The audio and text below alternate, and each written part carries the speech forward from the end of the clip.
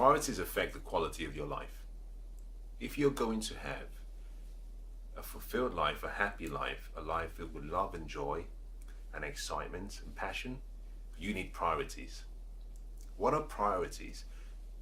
I define priorities as simply the things that keep you from making the wrong decisions and that help you make the right decisions, especially in your personal life, but also in your whole life, business combined with personal. Why are they important? Well, until you have clearly defined priorities, there is a very high chance that you will continue to sabotage yourself and you will continue to make decisions that you live to regret. It's important you understand what the priorities in your life are, and most importantly, the importance, because not all priorities are equal. Some have more importance than others, and it's important you understand the difference. What is more important and what is less important? How do you do this? Well, to set and to keep your priorities, the first thing you want to do is actually write them down. Identify your priorities. Let me give you an example, and I'll use myself perhaps as a model that you could actually compare against. My priorities are split into about 5 different categories. My first priority in my life is actually my purpose. That might come across as being a bit weird.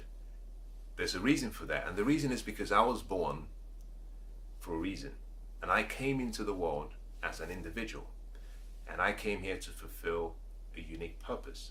I believe that, I know that, and except I am doing what I was born to do, I know I'll be very unhappy, I know I will be unfulfilled.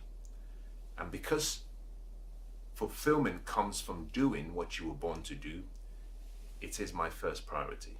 My second priority is my family. For you, you might break this down into subgroups. You might say my spouse and then my children. Or you might say my spouse, my children, and my other relationships. You can put it as one group, or you can split into different groups. I think it's quite useful to have a split, especially if you have children. You can say my spouse is my number 2, my number 3 are my children. In my case, I have my family as my second priority. My third really is my health and well-being. I need to have a good physical support system that supports my dreams, but also that supports my family.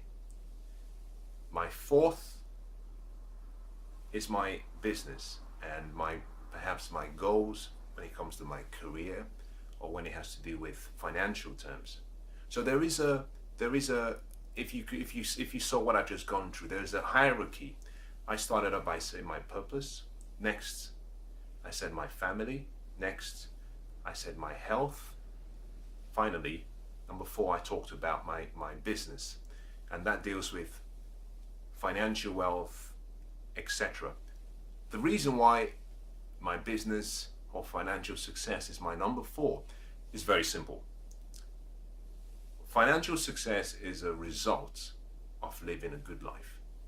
If you do things well, you get a result. So I don't pursue the result. I simply do what I have to do and live the way I have to live, and I get that as a product, as a reward for doing things right.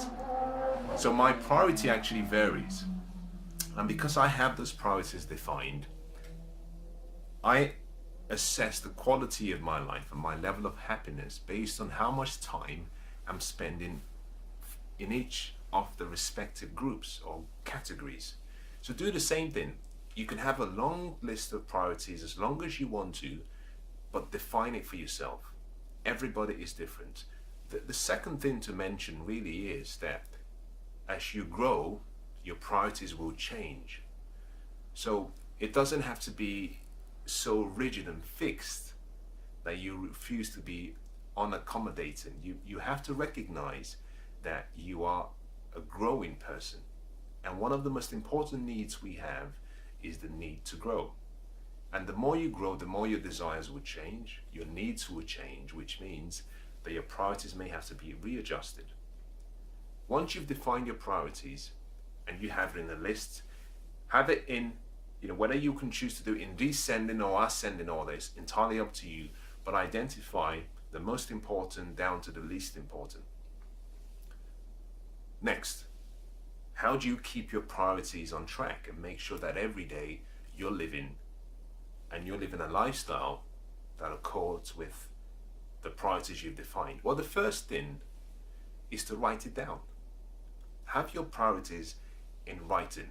Write it down, and my suggestion will be have it in a location, put it in a location where you can see it every day, where you can see it, because we live so busy lives that every day is very easy to lose track on what's important and what's not important.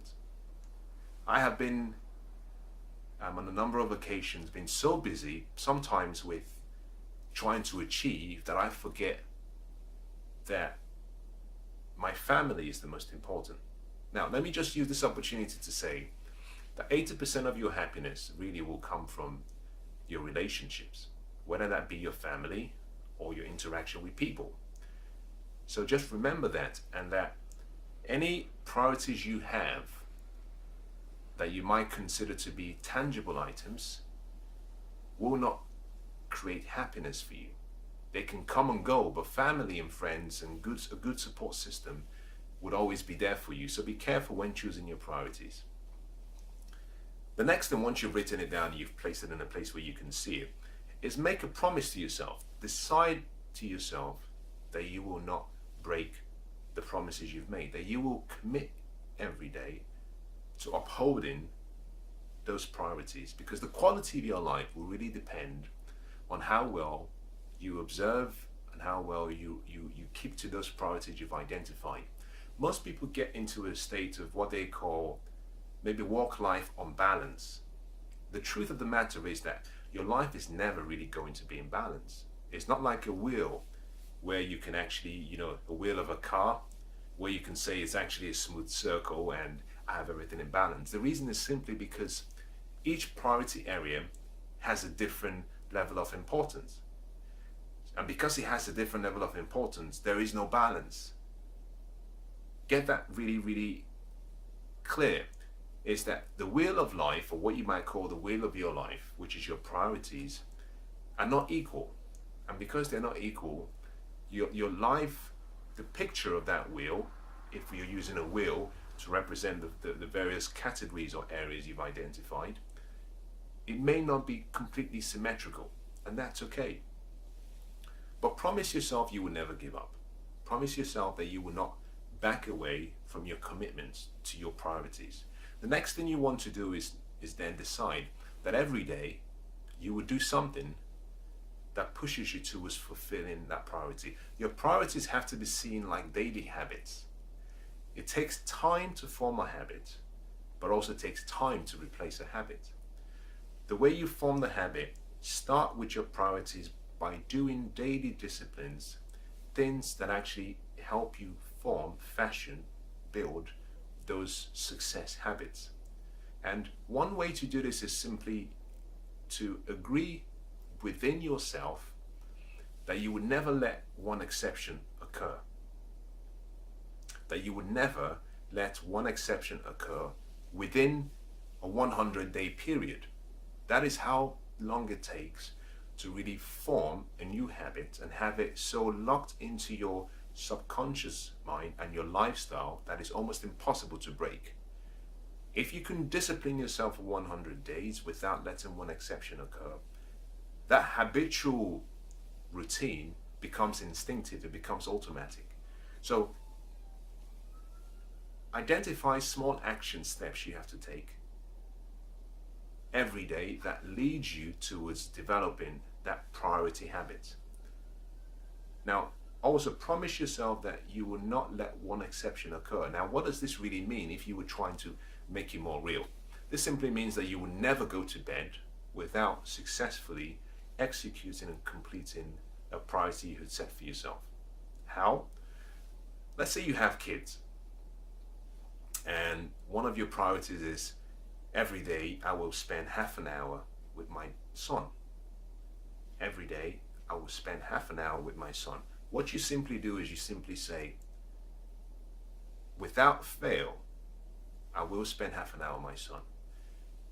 Whether that be you spending half an hour, helping him with his homework, or going for a walk with him, or getting him to do shopping with you, perhaps watching a movie with him. But it's simply a case of you deciding that every day, this commitment I've made, I will keep it. I will spend time with my loved ones, or I will spend time on my purpose, doing what I was born to do, or I will spend time trying to develop my health so that actually I can live longer and I can live well and I can support the family. But choose what you can do, and it has to be something that you can measure. This leads me to the next item, which is to really manage your life, you have to be able to measure it. Because you cannot manage what you cannot measure. You have to have a scoring system. I want you to understand that this is not really a means of trying to get you to do more extra, administrative work and, putting out your to-do. No, what you're trying to do really is simply say, because I've identified the most important things in my life and I want to live the good life, then every day I have to see how well I've lived one day. So every day, have a way of scoring yourself. And that could actually be, you spend time with your loved one and you score yourself where you say, okay, on a scale of 1 to 10, what would I score myself in terms of the quality of the time I spent?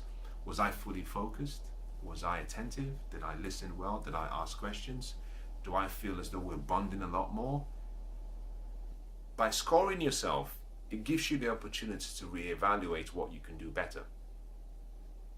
After every difficult experience, it's important that you step back and ask yourself 2 questions. What did I do well, and what could I do right? The people who achieve great levels of success are those who have actually trained themselves to focus on the second question. What could I do better? Growth is hidden in improvement. Growth is hidden when you push yourself towards the edges of your discomfort. That is where growth lies. By asking yourself, what can I do better? You go into a mindset of having a feedback system, but more importantly, a mindset that is conditioned towards consistent, never-ending improvement, because you're always looking to improve. And if you can constantly improve each area of your priority, that increases your level of joy, that increases your level of happiness. Just imagine for a minute that you were doing this with your spouse, and every day you sat back afterwards and said to yourself, how would I score the time I spent? And it's not about the score, it makes you stop and say, how could I have made the experience more pleasurable? How could I have made it more memorable? By doing that, slowly you start to develop a new attitude, a new character towards the people you spend your time with or the things that you do. Very important. Next, once you've done that, it's really important for you to find a way to take those priorities that you've promised yourself that you want to keep and you want to maintain, find a way to convert those to pictures. Have a family wall, have a location where you have maybe pictures of your family, and that is with you regularly. That could be a photograph on the desk in the office, that could be a photograph on your phone, but have pictures of those priorities around you.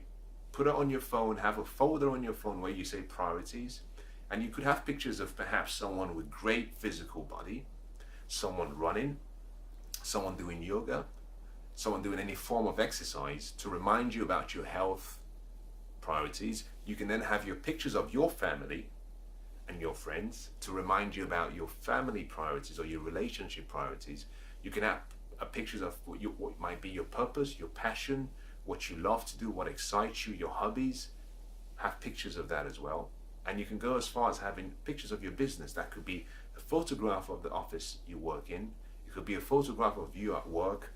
But have those pictures because it reminds you of what is important. Now, by constantly looking at these pictures on a daily basis, when what you might consider to be distractions, when they come across your way, because you've been consistently conditioning your mind about staying focused on your priority, you can simply say, I'm willing to accommodate the distraction if the distraction is happy to be the last item on the list. So if you have a priority which is, I have to spend 1 hour with my family every day, but something comes up, it could be perhaps you've been invited out for drinks with the boys, but it's not really an important social event. It's something they can afford to go and have fun without you. If you have your priorities really clear, it's a lot easier to say, I'm sorry guys, I promised my wife and I promised my son that I'll be home to spend time with them. And you can say no. But learning to say no is one of the most important things we all have to learn, especially when it has to do with our priorities. You have to learn to stay focused on your priorities. If you're not good at staying focused and you do not have your priorities really written down and identified, what tends to happen is that you find yourself in a state of being spontaneous. You go and you indulge, you enjoy yourself, but you come back and you feel miserable for a few days because you missed something that was of more importance in your life. Very important. Now, when you've done all of that, take those priorities, and for each of them, identify what you might call the benefits. What are the rewards? And write it down. Write down the benefits for each of those priorities. Why? When you have a picture in written form or in your mind about what you're gaining for all of the work you're doing, there is an energy that arises within you. So you might say, well, if it's my family priorities, you can have more happiness and joy, fulfillment at home with your loved ones. Just stating those benefits helps you solidify those priorities. It helps you anchor those priorities in such a way that it's almost impossible to break it by any external distraction or any external event. You could change it yourself, but you get to a point where you simply say, the benefits of actually sticking to these priorities outweighs the feeble distractions that could come my way. Once you understand the benefits, it's a lot easier to pay the price. What the benefit really is a picture of the promise. Every sacrifice has a price, and every sacrifice has a promise. If the promise is painted in beautiful colors and is very clear, the price is easier to pay. By having the benefits written down, what you're doing is you're writing out, you're painting pictures of the promise. And the promise will pull you through all difficulties and will pull you through all challenges and will help you with your decision making. When you've done all of that, you've come to a place where you're ready now to do what I call write your mission statement. That might sound strange, but it's important. You need a mission statement for your life. You need a life mission statement. What is a life mission statement? Well, a mission statement is really your priorities in the levels of importance, from most important descending to least importance, but you identifying the why for each of those priorities. So your mission statement is really your reason for doing what you want to do for each priority. If you can understand this statement, then what you've done is you've given yourself a platform to actually get yourself off the launching pad and fly towards a life that is full of abundance and fulfillment and happiness. You need a mission statement. You need a mission statement. Your mission statement identifies the why. You see, when you have clarity on your why, the what that needs to be done and the how that needs to be done becomes so much easier. Why gives meaning to everything you do. Your mission statement is simply your why.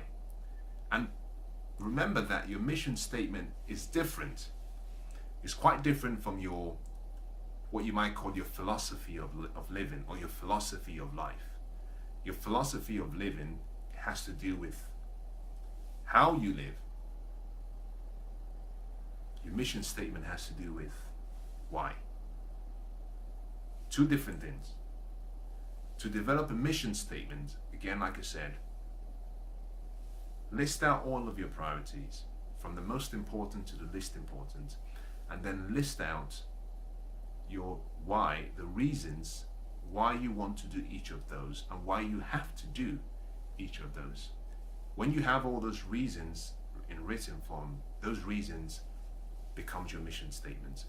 If you want to have a successful life, if you want to have a happy life, if you want to have a fulfilled life, you need priorities. And you can support that priorities by understanding and documenting your mission statement. Both of them combined will give you a strong foundation to dealing with all the pressures from life, but also taking hold, taking control of your life and remaining in charge.